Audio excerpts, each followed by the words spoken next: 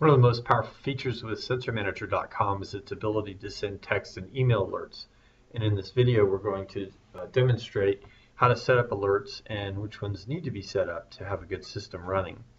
So we're going to use our indoor temperature sensor as our sample to set some alerts up onto. I click it, and then I'm going to click the notifications tab, and then I'm going to click create new. As you can see here, there's several different types of alerts, and it's important that when you set up a new system, that for each sensor you set up a high alert or low alert, and maybe you just need one or the other based on the sensor reading. But the other ones that are good to set up are low battery, and probably one of the most critical ones is the sensor inactive. And sensor inactive will send you a text or email alert if a sensor has stopped working. So in this case, we're going to monitor a room to make sure it doesn't get below freezing and the pipes don't freeze. But if that sensor stops working, you're going to want to know that so you can take action and figure out why, and so you're not surprised when the temperature drops and you're not aware of that. And the same thing is true on the gateway, and we're going to set that up too. So let's go back. We're going to pick this indoor temperature sensor. We're going to click on notifications, then we're going to click on create a new notification. And we're going to do it based on the sensor reading. And so I'm going to say the name of the alert is going to be here, and the text that's going to be sent in both the email and the text message will be here. So here I'm just going to say something simple, freezing alert. And here I'm going to say temperature is below 32F. And a little trick I like to do is say see www.sensormanager. That'll create a little link when you get an email or text alert. You can just click on that and come to sensormanager.com and see what's going to go on. And the other trick I like to do is say, will check again in 30 minutes. So I'll talk about that in just a second. I'm going to say when the temperature is less than 32 degrees Fahrenheit, always alert me. Now, if you wanted the alerts only to be during certain times of the day, you can set that here. But for my freezing alert, I want it to send me texts and emails at all times and all days. And I said I wanted to check again every 30 minutes. So after it sends me one alert, it's not going to just keep sending one after another. It's going to wait 30 minutes. And if it's still below freezing, it'll send it to me again. This button is described here if you want to look at setting that, and then this sets the notification as active. So I've filled out this screen. I'm going to continue, and it's going to take me to the next part of the alert setup.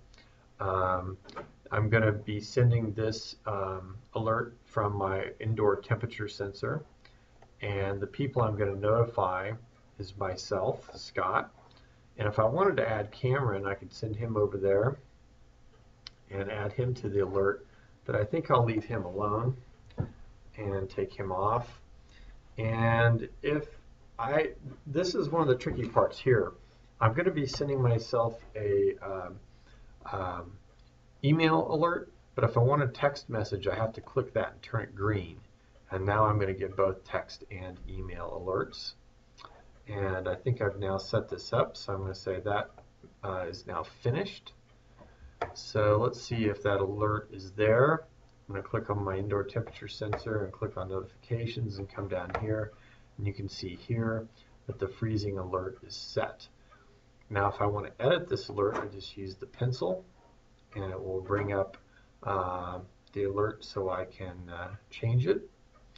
And the other thing that's kind of cool on this screen, so I can go in and edit this if I want to later, if I want to change something. But the other cool thing is this little paper airplane button. And you can test your alert by clicking on that. I'm going to do that right now. I'm going to hold my cell phone next to my microphone, And it says 2 alerts because it's sending me both an email and text alert. And there it came in. So that's an easy way to make sure that your alerts are making it through the system into your text and email. So I'm happy with this one. I'm going to save it. And so we set up a low reading alert based on the sensor. Now we're going to set up a low battery and an inactive alert on that sensor. So I am going to just go back to the overview, click on this temperature sensor again, click on notifications, and then I'm going to create another one. This time I'm going to do this battery notification. Battery, sensor battery is low, and battery has less than 20% of life left. And I'm going to change the alert to 20% of the battery. I'm going to go ahead and leave this to set as always. But on a battery alert, these batteries will last years. So I'm going to say don't alert me, just alert me like every 2 days, which is about 2,800 minutes. And then I'm going to leave this as leave that as active and continue. And I could have Leo alerted if I wanted, I'll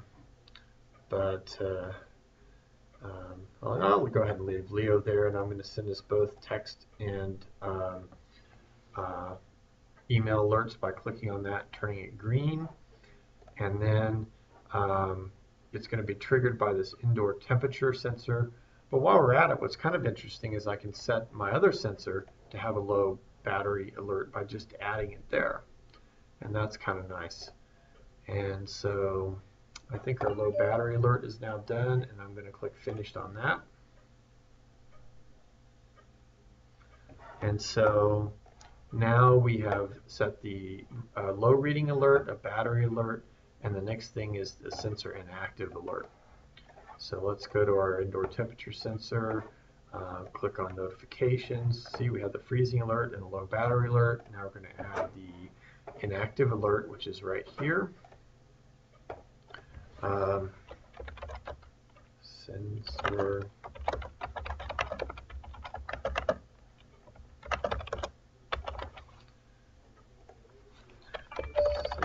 has not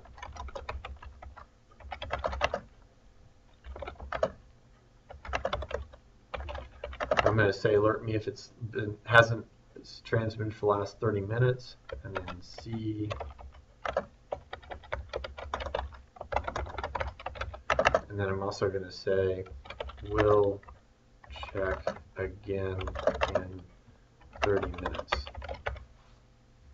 So alert me if it hasn't communicated for the last 30 minutes, and then don't keep telling me over and over again that it's not communicating. Wait another 30 minutes before you check again.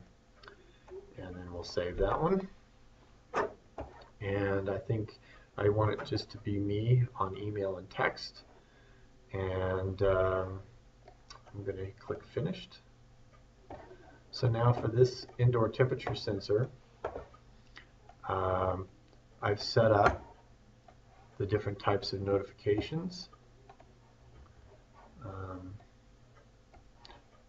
One based on the sensor reading, one on the low battery, and one inactive. And if I was going to continue, I would go to my analog voltage sensor and I would set up the same notifications for it. So you do that for each sensor, the sensor reading, the inactive, and the battery.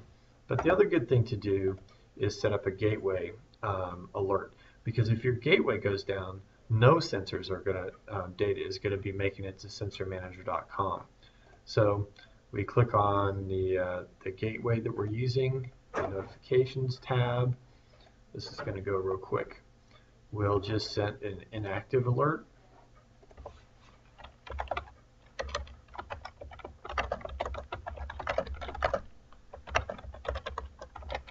And then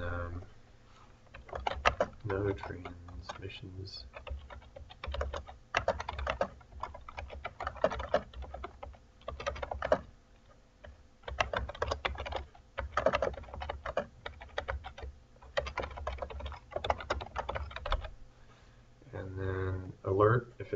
gone down for more 30 minutes, and then say we want it to check every 30. Send me a text message every 30 minutes if it's not up. We'll click continue. I want a text and email alert for just me, and Cameron and Leo I'm not going to add. And it's going to be for the Ethernet gateway. So I think we've now got it set. Let me make sure I saved it. Finished. So now when you see the gateway here in the notifications tab, you can see that an inactive alert is set. And again, if I want to just test that, I can go to this alert by hitting the pencil and click on the paper airplane button to test it. And it should take maybe 30 seconds for it to arrive, and there it just arrived. So go through each of your sensors and set up a higher and low alert, a inactive alert, and a battery alert. And then for your gateway, set up a inactive alert, and you should be set. If you have any questions, just contact us at Phase 4, and we're happy to help. Thanks a lot.